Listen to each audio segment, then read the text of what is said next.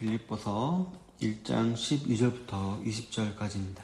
다 같이 함께 읽도록 하겠습니다. 시작.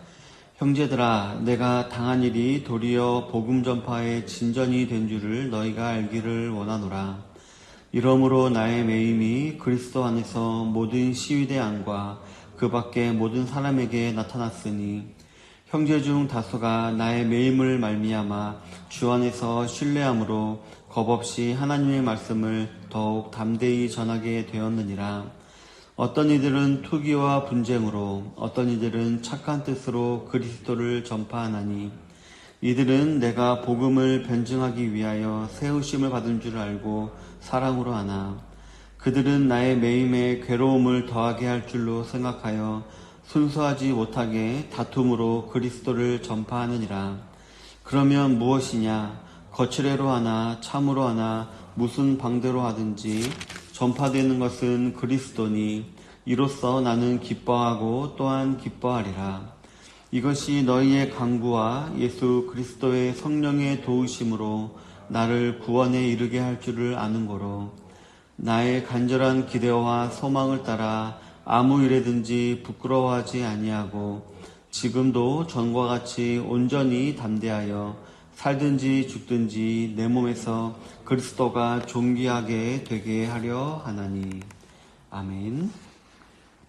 네, 오늘은 본문을 중심으로 해서 역경을 이기는 삶, 역경을 이기는 삶이라는 제목으로 하나님 말씀을 나누기를 원합니다.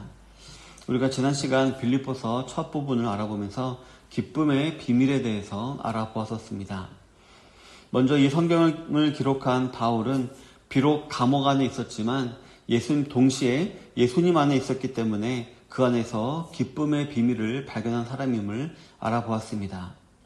보통 사람들은 이 세상에서 기쁨을 발견하려고 노력을 하지만 참된 기쁨은 오직 예수님 안에만 있는 것이기 때문에 사람들은 이 세상에서 그 기쁨을 찾지 못하고 점점 기쁨을 잃어간다는 것도 알아보았습니다. 하지만 예수님 안에 있는 사람들은 그 안에서 기쁨의 비밀인 예수님을, 복음을 알게 되고 그러한 복음을 알게 된 사람들과 나누는 참된 이 복음의 교제를 통해서 기쁨이 점점 충만해지는 삶을 살 수 있게 됨을 알아보았습니다. 이처럼 진정한 기쁨은 또 진정한 기쁨의 비밀은 오직 예수님 안에만 있음을 꼭 기억하시기를 바랍니다. 오늘은 이제 역경을 이기는 삶이라는 주제로 말씀을 나누기 원하는데요. 심리학 용어 중에서 역경지수라는 말이 있다고 합니다. 이 말을 처음 쓴 사람은 폴 스톨츠 박사인데 이 박사는 인간에게 있어서 가장 중요한 능력은 지성이나 감성이 아니라 고난을 이겨내는 의지력에 있다라고 말했습니다. 그리고 그 의지력을 등급에 따라 역경지수라는 것을 만든 것이었습니다. 그래서 이 박사 연구에 따르면 보통 사람들은 고난이나 역경을 만나게 되면 크게 세 가지 유형의 반응을 보인다고 합니다. 먼저는 포기하고 도망가는 유형이 있고요. 다음으로는 극복할 생각은 못하고 그냥 그 자리에 주저앉는 유형이 있다고 합니다. 그리고 마지막으로 피하지 않고 자신의 모든 것을 동원해서 역경을 극복하는 유형이 마지막 유형이라고 합니다. 그리고 이 사람의 이론에 따르면 우리 사람에게 있어서 중요한 것은 소위 금수저를 물고 태어났다라고 표현되는 외부적인 스펙보다는 내부적인 스펙, 즉 얼마나 역경지수가 높으냐가 더 중요하다라고 주장합니다. 따라서 우리 성도님들도 앞으로 살아가는 가운데 항상 기쁨과 웃음이 그 삶 가운데 넘치기 위해서는 이 역경지수를 높이기 위해 노력을 해야 한다는 것을 우리도 알 수가 있을 것입니다. 그렇다면 이러한 역경지수를 높이기 위해 우리는 무엇을 또 어떻게 해야 하는 것일까요? 먼저는 이 역경이 우리에게 온 이유를 먼저 깨달을 수 있어야 합니다. 본문 12절에 보면 형제들아, 내가 당한 일이 도리어 복음 전파의 진전이 된 줄을 너희가 알기를 원하노라 라고 기록을 하고 있습니다. 이 말을 가만히 살펴보면 바울은 자신에게 당한 여러 가지 고난의 일들을 곰곰이 생각해 보는 가운데 놀라운 사실을 깨닫게 되었음을 알 수가 있습니다. 자신이 이렇게 감옥에 갇힌 것은 개인적으로는 고난일 수 있지만 더 크게 하나님의 나라라는 측면에서 보니까 오히려 더 잘된 일이었다라는 것입니다. 성도 여러분, 아시다시피 바울은 그동안 그 놀라운 추진력과 지식과 노력으로 인해 커다란 성과를 거두고 있었습니다. 그래서 그가 가는 곳마다 교회가 세워지고 많은 사람들이 그를 통해 예수님을 만나 구원을 얻게 되었던 것이었습니다. 그런데 이렇게 한 사람이 독보적으로 잘 나가다 보면 그것을 보는 사람들의 반응은 어떻게 나타날까요? 네, 바로 극명하게 두 부류로 나누게 되는데요. 그 사람을 추종하는 사람이 나타나는 반면 그 사람을 시기하는 사람이 나타나게 되어 있습니다. 그래서 바울 주위에도 이 두 부류의 사람이 있었습니다. 그러던 도중 바울이 감옥에 갇히게 되는 일이 벌어지고 말았고요. 근데 바울이 감옥에 갇히게 되자 이 두 부류의 사람들은 서로 의도는 달랐지만 어쨌든 각자의 열심을 가지고 더 열심히 복음을 전하게 되었다라고 했습니다. 본문 14절부터 16절에 보면 바울을 추종하던 사람들은 바울을 사랑하는 마음을 가지고 그의 사역에 도움이 되고자 하여 더욱더 담대하게 복음을 전파하게 되었다라고 했고요. 또 15절과 17절에 보면 바울을 시기하던 사람들은 이때가 내가 바울을 대신해서 내가 뜰 수 있는 기회다라는 마음으로 경쟁적으로 복음을 전했다라고 했습니다. 그리고 이 사실을 알게 된 바울은 이 두 부류의 사람들이 열심을 낸다는 소식을 듣고 참으로 기뻐하게 되었다라고 말을 한 것이었습니다. 18절을 한번 다 같이 읽어보겠습니다. 시작. 그러면 무엇이냐? 거칠애로 하나 참으로 하나 무슨 방도로 하든지 전파되는 것은 그리스도니 이로써 나는 기뻐하고 또한 기뻐하리라. 아멘.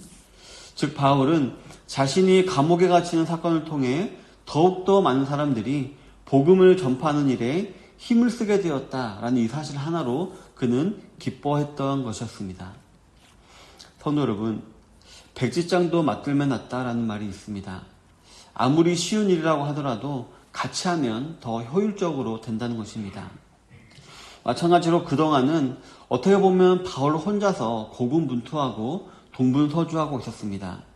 그러다 보니 능력은 많이 나타나긴 했지만 솔직히 효율적이지는 못했고 또 복음이 전파되는 속도도 더뎠던 것이었습니다.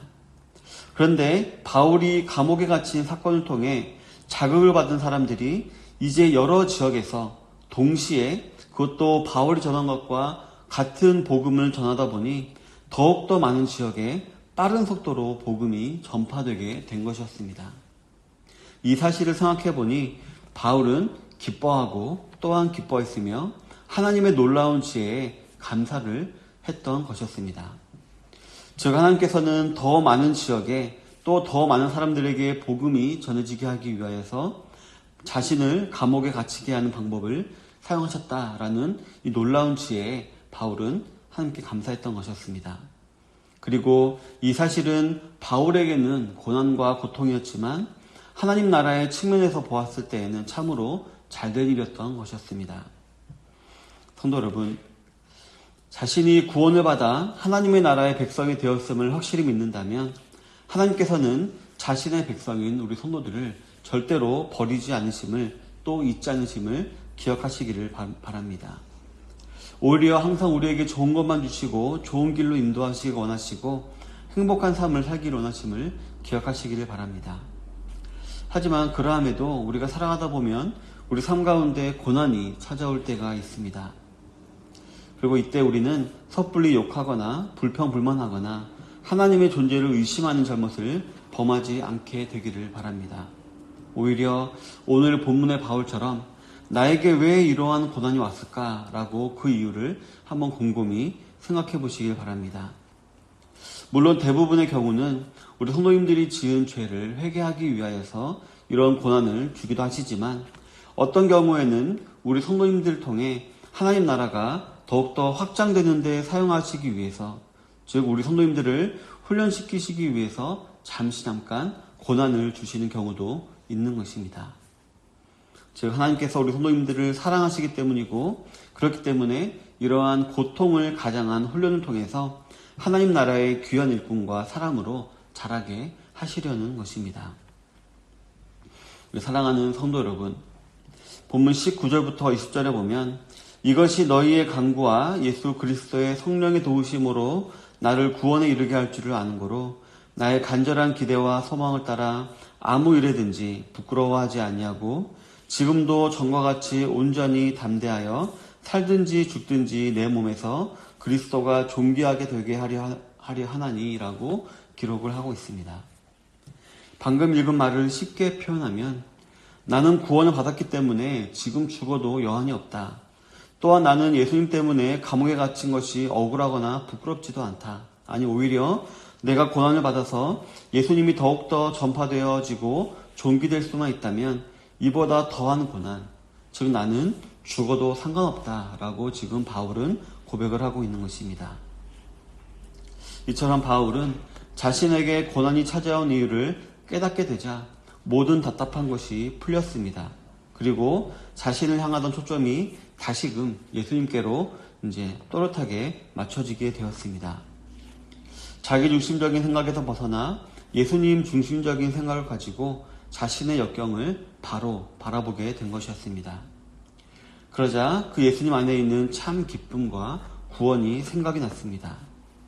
즉 예수님이 우리를 위해 당하신 십자가와 죽음의 고난, 그리고 그 고난을 통해 우리가 받게 된 구원이 다시금 생각이 난 것입니다. 그리고 이 일을 위해서 기꺼이 이 땅에 내려오신 하나님이신 예수님이 생각이 난 것이었습니다.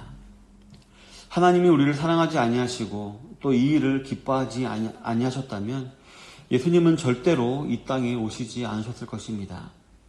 하지만 하나님은 이처럼 저 여러분들을 사랑하셨고 우리를 위해서 독생자 예수님을 보내주셨습니다.